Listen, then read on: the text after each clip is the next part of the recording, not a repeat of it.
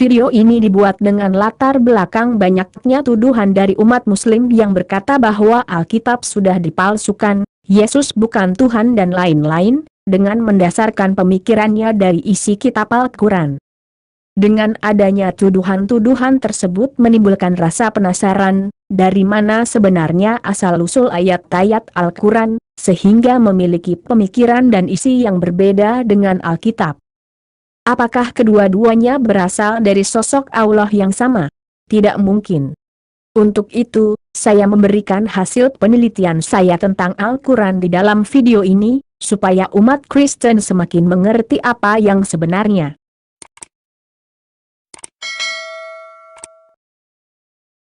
Pengertian firman Allah. Sebelum kita masuk ke pernyataan Al-Quran tentang isinya, mari kita memahami pengertian firman Allah. Dalam Kamus Bahasa Indonesia, firman itu artinya kata atau perintah Tuhan atau sabda. Firman Allah berarti kalimat yang disabdakan oleh Allah, bukan perkataan yang keluar dari sosok lain. Menurut keterangan dan pemahaman berdasarkan Alkitab, bahwa firman itu disampaikan Allah, yang datang dalam wujud manusia, atau seperti seorang malaikat, atau datang melalui penampakan wujud lain, seperti api, tiang awan, atau Allah berfirman melalui mimpi dan lain-lain. Sosok yang berfirman di dalam Alkitab Perjanjian Lama bernama YHWH. Sosok inilah yang berinkarnasi menjadi manusia melalui rahim Maria, yang diberi nama Yesus. Sosok inilah tubuh manifestasi Allah, yang datang dari alam roh ke alam manusia dengan wujud yang serupa dengan manusia. Penampakan tubuh manifestasi Allah memang seperti manusia, sebab dalam kitab Kejadian 1 ayat 26 sudah dikatakan, bahwa manusia diciptakan menurut gambar dan rupa Allah. Yohanes 1 ayat 1 dan 14a berkata, pada mulanya adalah firman, firman itu bersama-sama dengan Allah dan firman itu adalah Allah. Firman itu telah menjadi manusia, dan diam di antara kita, dan seterusnya. Al-Quran pun mengakui bahwa Al-Masih Putra Maryam adalah firman Allah. Quran Surah 4, ayat 171, Quran Surah 3, ayat 45. Kalau Anda sudah memahami firman Allah menurut ayat-ayat tersebut, apakah ada firman Allah yang keluar dari sosok lain? Jawabnya, tidak ada. Bagaimana pengakuan Al-Quran tentang dirinya? Allah tidak patut berbicara kepada manusia. Dan tidaklah patut bagi seorang manusia bahwa Allah akan berbicara kepadanya, kecuali dengan perantaraan wahyu, atau dari belakang tabir, atau dengan mengutus utusan, lalu diwahyukan kepadanya dengan izinnya apa yang dia kehendaki. Sungguh, Dia Maha Tinggi, Maha Bijaksana. Quran Surah 42, Asy-Syura ayat 51. Kalau Allah Muhammad tidak pernah berbicara kepada Muhammad, lalu dari mana isi Al-Quran yang disebut wahyu Allah? Bagaimana Muhammad disebut utusan Allah, sedangkan Allah sendiri tidak pernah berbicara kepadanya? Bagaimana Al-Quran disebut firman Allah, sedangkan Allah sendiri tidak pernah bersabda kepada Muhammad? Oleh karena itu, siapakah yang berfirman kepada Muhammad? Ayat ini sebuah bukti paling mendasar bahwa ayat-ayat Al-Quran bukan firman Allah, dan Muhammad yang diklaim sebagai nabi adalah klaim tanpa bukti. Siapa sosok yang bertemu dan berbicara kepada Muhammad? Menurut keterangan Muslim dan hadis, bahwa Muhammad pernah bertemu dengan sosok yang membuatnya ketakutan dan menggigil di Gua Hira. Saya tidak menemukan bahwa sosok tersebut memperkenalkan dirinya kepada Muhammad sebagai seorang malaikat, selain hanya dugaan bahwa dia adalah seorang malaikat yang bernama Jibril. Dan kembali pada keterangan saya di awal, bahwa firman Allah adalah sabda Allah yang diucapkan oleh Allah melalui tubuh manifestasinya, YHWH atau Yesus kepada manusia. Inilah sosok manifestasi Allah yang berfirman kepada manusia. Quran Surah Al-Baqarah ayat 97, berkata, "Katakanlah Muhammad, barang siapa menjadi musuh Jibril, maka ketahuilah bahwa dialah yang telah menurunkan Al-Quran ke dalam hatimu dengan izin Allah, membenarkan apa yang terdahulu, dan menjadi petunjuk serta berita gembira bagi orang-orang beriman."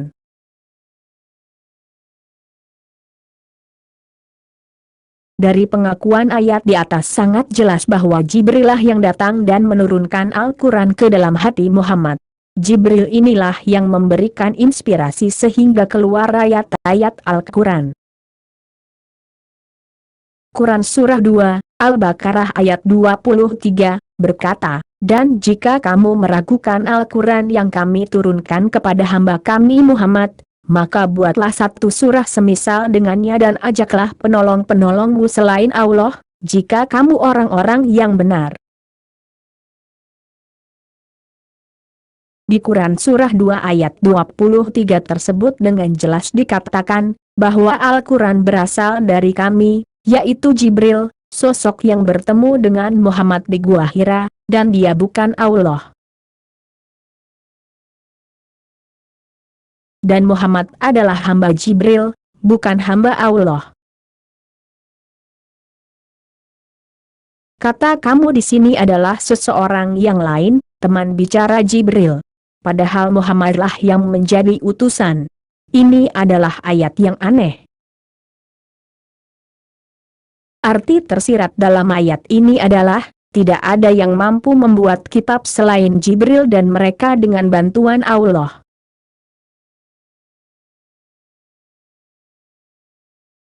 Ketika Jibril berkata, "Ajaklah penolong-penolongmu selain Allah," tidak akan mampu membuat satu surah seperti yang dia buat, justru menunjukkan bahwa manusia dapat membuat kitab wahyu langsung dari Allah. Jika Jibril ini adalah malaikat, sebagai pembawa wahyu Allah, maka seharusnya tidak ada wahyu Allah sampai kepada manusia, tanpa melalui dia. Berarti, manusia dengan pertolongan Allah mampu membuat satu surah tanpa melalui Jibril. Artinya, Allah dapat berhubungan secara langsung dengan manusia untuk menyampaikan firman-Nya. Analogi, dukun berkata kepada pasiennya, "Tidak ada yang mampu mengobati Anda seperti yang saya lakukan, walaupun mengajak penolong-penolongmu selain Allah." Walaupun dukun bisa menyembuhkan, bukan berarti dia suruhan Allah. Maksud pernyataan seizin Allah. Pernyataan seizin Allah ada terdapat di dalam beberapa ayat Al-Quran, misalnya seperti berikut. "Katakanlah Muhammad, barang siapa menjadi musuh Jibril, maka ketahuilah bahwa dialah yang telah menurunkan Al-Quran ke dalam hatimu dengan izin Allah, membenarkan apa yang terdahulu, dan menjadi petunjuk serta berita gembira bagi orang-orang beriman." Quran Surah 2, Al-Baqarah ayat 97. "Dan kami tidak mengutus seorang rasul melainkan untuk ditaati dengan izin Allah. Dan sungguh, sekiranya mereka setelah menzalimi dirinya datang kepadamu Muhammad, lalu memohon ampunan kepada Allah, dan Rasul pun memohonkan ampunan untuk mereka, niscaya mereka mendapati Allah Maha Penerima Tobat, Maha Penyayang." Quran Surah 4, An-Nisa ayat 64. "Dan sungguh, kami telah mengutus beberapa rasul sebelum engkau Muhammad dan kami berikan kepada mereka istri-istri dan keturunan. Tidak ada hak bagi seorang rasul mendatangkan sesuatu bukti melainkan dengan izin Allah. Untuk setiap masa ada kitab." Quran Surah 13, Ar-Ra'd ayat 38. Apa maksud kata seizin Allah? 1. Seizin Allah berarti ada kepentingan atau kehendak Allah. Sebagai contoh, orang tuanya mengizinkan anaknya pergi belajar ke rumah temannya. Dari contoh ini, orang tuanya pasti memiliki kepentingan kepada anaknya supaya pintar. 2. Seizin Allah berarti boleh terjadi, tetapi bukan kehendaknya. Sebagai contoh, seorang guru memberikan izin kepada muridnya untuk pulang cepat karena kepentingan keluarga si murid. Dari contoh ini, guru sama sekali tidak memiliki urusan dengan keluarga muridnya. 3. Kita juga sering berkata bahwa penyakit, bencana, bunuh diri, merampok, dirampok, dan lain-lain adalah atas izin Allah. Tetapi sebenarnya ini bukan kehendak Allah, tetapi akibat godaan setan dan kehendak bebas orang yang melakukannya. Dengan demikian, izin Allah yang bagaimana yang dimaksud di dalam Al-Quran Surah 2 ayat 97, Surah 4 ayat 64, dan Surah 13 ayat 38?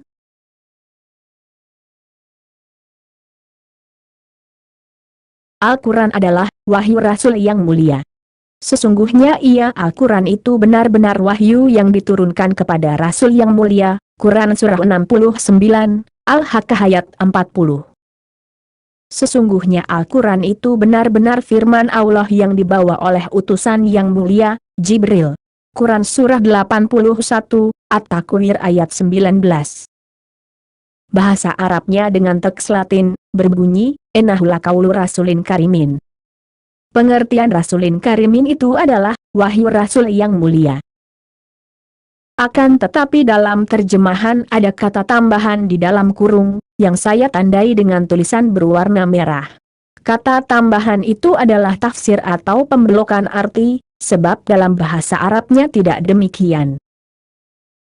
Oleh karena itu, Al-Quran bukan wahyu Allah, tetapi wahyu Rasul yang mulia, yaitu Jibril. Sebab yang disebut Rasul adalah Jibril dan Muhammad, bukan Allah. Siapa Muhammad, menurut Al-Quran? Keberadaan Muhammad menurut Al-Quran. 1. Menaati Rasul Muhammad, berarti menaati Allah. Barang siapa menaati Rasul Muhammad, maka sesungguhnya dia telah menaati Allah. Dan barang siapa berpaling dari ketaatan itu, maka ketahuilah kami tidak mengutusmu untuk menjadi pemelihara mereka.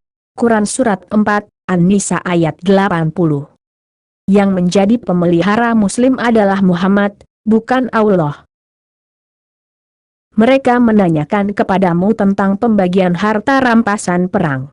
Katakanlah, harta rampasan perang itu milik Allah dan Rasul, maka bertakwalah kepada Allah dan perbaikilah hubungan di antara sesamamu, dan taatlah kepada Allah dan Rasul-Nya jika kamu orang-orang yang beriman. Quran Surah 8, Al-Anfal, ayat 1.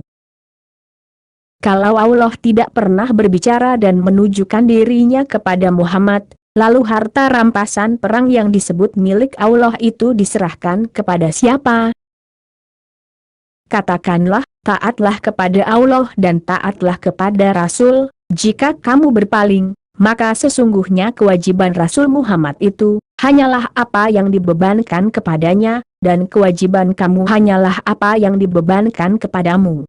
Jika kamu taat kepadanya, niscaya kamu mendapat petunjuk. Kewajiban Rasul hanyalah menyampaikan dengan jelas. Quran Surah 24, An-Nur ayat 54. Jika Muslim taat kepada Muhammad, niscaya Muslim akan mendapat petunjuk. Dan laksanakanlah salat, tunaikanlah zakat, dan taatlah kepada Rasul Muhammad, agar kamu diberi rahmat. Quran Surah 24, An-Nur, ayat 56. Jika Muslim taat kepada Muhammad, niscaya Muslim akan diberi rahmat. 2. Setia kepada Muhammad, berarti setia kepada Allah. Bahwasanya orang-orang yang berjanji setia kepadamu, Muhammad, sesungguhnya mereka hanya berjanji setia kepada Allah. Tangan Allah di atas tangan mereka, maka barang siapa melanggar janji, maka sesungguhnya dia melanggar atas janji sendiri. Dan barang siapa menepati janjinya kepada Allah maka dia akan memberinya pahala yang besar. Quran Surah 48, Al-Fat, ayat 10. 3. Mengikuti Muhammad, berarti mencintai Allah. Katakanlah Muhammad, jika kamu mencintai Allah, ikutilah aku, niscaya Allah mencintaimu dan mengampuni dosa-dosamu. Allah Maha Pengampun, Maha Penyayang. Quran Surah 3, Ali Imran ayat 31.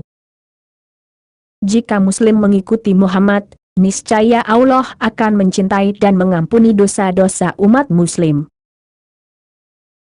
Dengan demikian, dari 3 ayat ini, Quran Surah 4, ayat 80, Quran Surah 48, ayat 10, dan Quran Surah 3, ayat 31, kita dapat menarik kesimpulan, yaitu 1.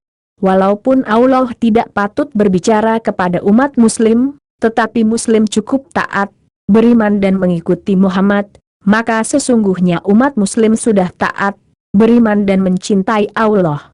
2.